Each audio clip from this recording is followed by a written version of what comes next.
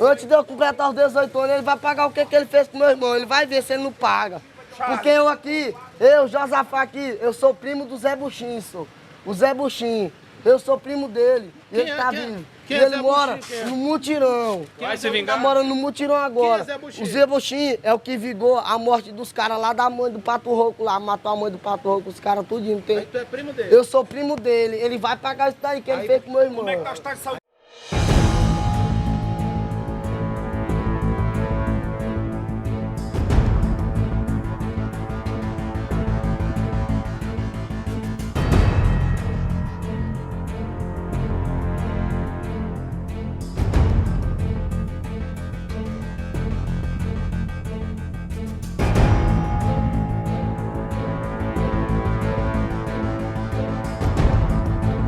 Pessoal, nós estamos aqui na residência da senhora Andréia, ela que é mãe do jovem que estava em surto no hospital Socorrão ao saber que o Cauã acabou vindo a óbito, né, gente?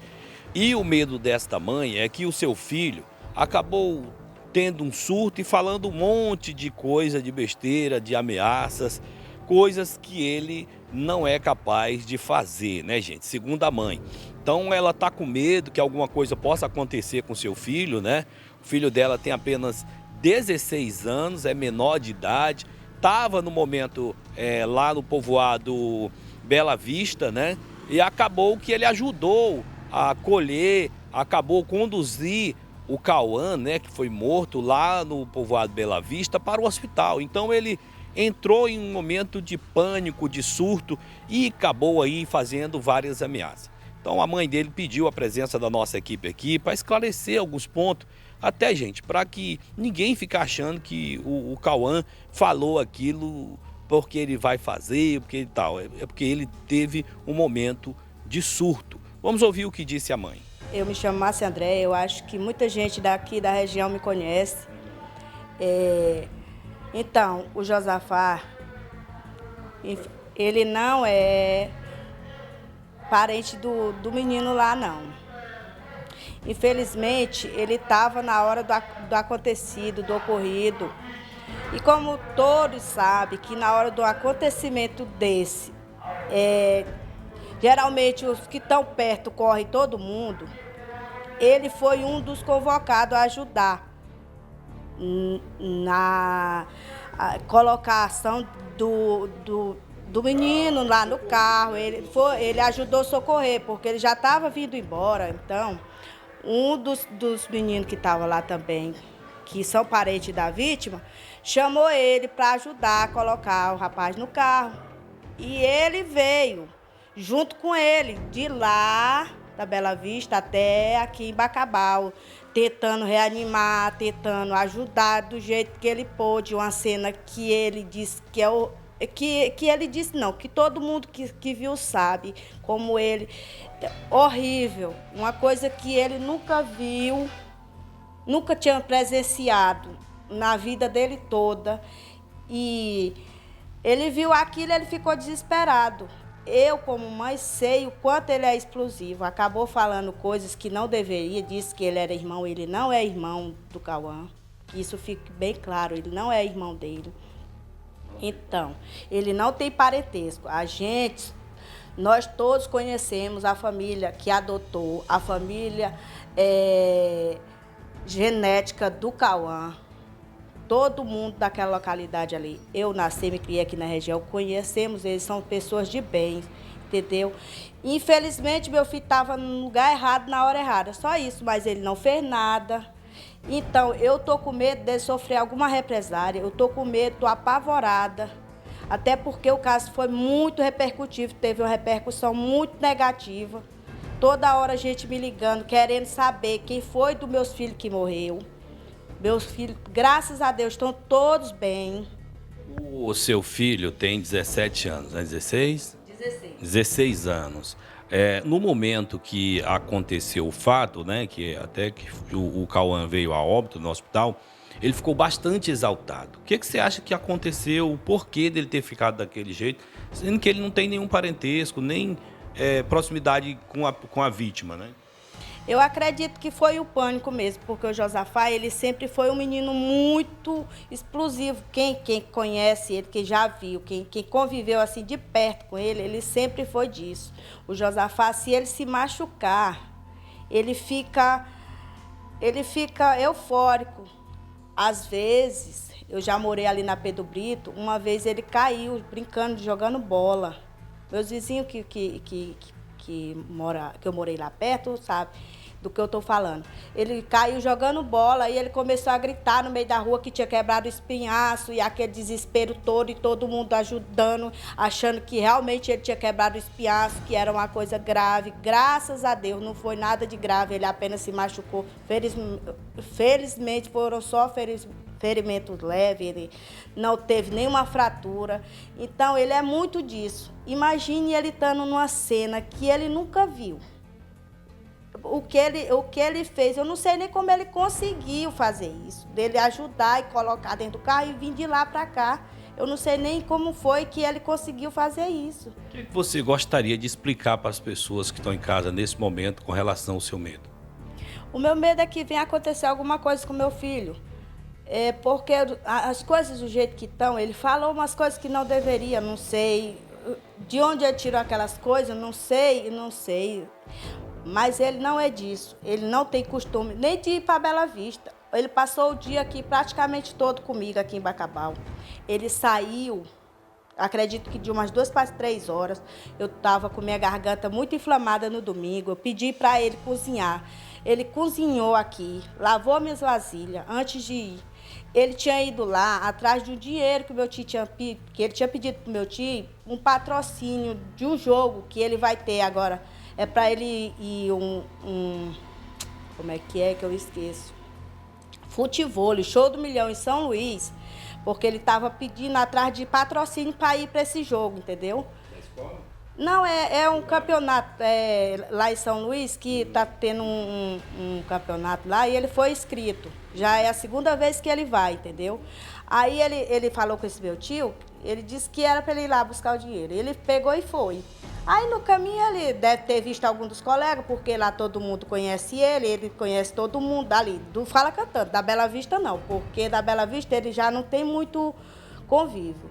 Aí ele foi para lá. Você acredita que o seu filho, ao ver tudo ocorrido, ele entrou em pânico para ter falado aquilo tudo? Com certeza. É uma cena que ele nunca havia visto antes.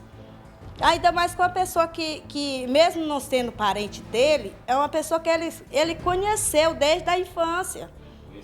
Ele conhecia desde a infância, porque a gente morou sempre próximo.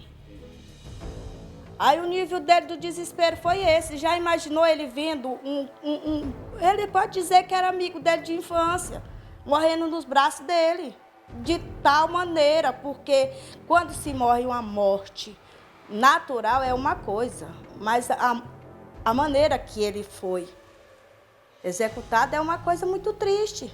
Para a gente, adulto, que tem nervos, é difícil, imagine para uma criança, para um adolescente que não tem costume, porque vocês da reportagem, eu tenho certeza, já viram cenas de horrores, mas meu filho não, ele não tem costume de ver esse tipo de coisa. Com relação a essas ameaças que ele chegou a dizer, que foi o que chamou muita atenção, né? O que você gostaria de dizer com relação a isso? Eu acredito que isso foi só um momento de nervosismo. Ele não sabia, ele nem lembra exatamente o que ele falou. Ele nem lembra, eu não sei se ele tinha bebido alguma coisa, porque eu não estava lá. Eu acredito que ele deve ter bebido alguma coisa, que não deixa de ter bebido, não vou dizer assim, mas isso... Ele não é uma criança de ficar em confusão, de se meter em... Não, meu filho não é disso. Quem conhece sabe. O meu filho, todo mundo ficou desesperado quando viu ele falando, achando que era... Deus nem reconheceu, né? Todo mundo ficou assim, olha, teve gente que foi lá no hospital achando que era um irmão dele, porque ele também tem um outro irmão, por parte de pai, que é só por parte de pai, o irmão dele bem mais velho. Aí, quando aconteceu isso, achava que era esse irmão dele, entendeu? Que tinha sido atingido, que ele estava eufórico. Aí, eu fui até no hospital. Só que antes já tinham me ligado, dizendo que tinha acontecido isso e que o Josafá estava lá. Então, você quer fazer esse esclarecimento para a população de Bacabal, para as pessoas, que o seu filho teve apenas um momento de pânico, de terror, por ter visto aquela cena toda e acabou falando todas aquelas besteiras, coisa que ele jamais faria. Com certeza, meu filho é incapaz de fazer isso. Eu sei que ele não é capaz de fazer isso. Meu filho gosta muito de ajudar. Quem conhece ele sabe. Ele não é uma pessoa de responder ninguém, meus filhos, nenhum. Ele não desrespeita ninguém. Até porque eu sou muito rígida na criação deles. Entendeu? Mesmo eu estando separada do pai deles há mais de 7 anos, eu nunca deixei que isso nem afetasse na vida deles e nem também deixei que isso deixasse eles frouxos o suficiente para eles fazerem o que quiser. Você conversou com seu filho depois dessa situação? Eu estou conversando com ele muito, mas ele tá assim, meio aéreo, porque nem ele mesmo sabe a gravidade da situação. Para ele é uma coisa que ele nem sabe exatamente, ainda não caiu a ficha. O que está mais me deixando preocupada é porque tem um outro irmão dele que é muito nervoso também, um outro mais novo do que ele, e esse está mais desesperado do que ele ainda. Toda hora me manda mensagem: mãe, como é que o Josafá está? Mãe, como é que o Josafá está? Preocupado com ele. E eu estou aqui desesperada. Toda hora a gente me procurando, perguntando o que aconteceu. Aí ontem ele não foi para aula, hoje ele já foi. Eu digo: meu filho, a gente tem que encarar isso de frente, porque a gente não deve nada, você não fez nada de errado. Infelizmente você falou que não devia. Mas você não teve envolvimento com nada de se envergonhar. Ele já é envolvido com alguma coisa errada ou não? Nunca se envolveu com nada, é um menino de casa, um menino caseiro, estudioso. Ele joga, ele brinca, ele gosta de estar brincando. O principal esporte dele é o vôlei, que agora é voleibol. Ele gosta de estar nesse futebol? Não. Meu filho, a que eu saiba até hoje, nunca de estar em confusão, em movimento assim, não. Então, gente, eu que solicitei a equipe de reportagem para esclarecer isso, né? Porque há anos, eu tenho suspeita que meu filho, ele não é muito certo.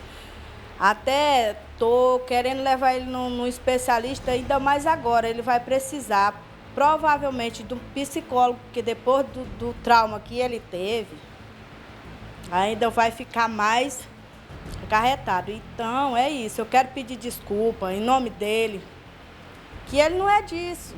Eu quero pedir desculpa pelo que ele falou, porque foi um momento de desespero. Enfim, ele ainda está muito aéreo. Para ele ainda não sabe, acho que ainda não caiu a ficha do acontecido. Ele não sabe explicar ainda como foi enfim, ele está muito traumatizado. E está com medo também de acontecer alguma coisa, como eu também estou, né? E é isso, eu quero pedir a desculpa em nome dele.